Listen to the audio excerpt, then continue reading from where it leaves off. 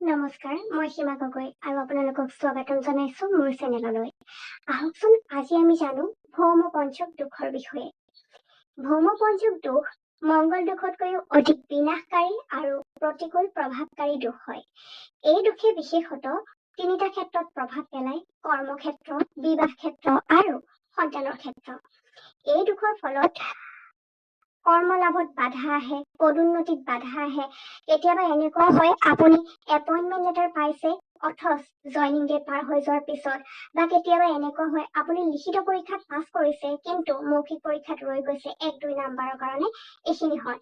আৰু বিবাহৰ ক্ষেত্ৰত বিয়া ভাঙি যাব পাৰে, প্ৰেমৰ সম্পৰ্ক বিশৃংখলতাপূৰ্ণ হ'ব পাৰে, বিয়া পিছুৱাই যাব পাৰে, আৰু অধিক যদি দুখটো পীড়িত হৈ পৰে তেতিয়া বিবাহ বিচ্ছেদ পৰ্যন্ত হ'ব পাৰে। তাৰোপৰি যেতিয়া সন্তানৰ ক্ষেত্ৰ আহে, সন্তানৰ ক্ষেত্ৰতো বাধক হয়।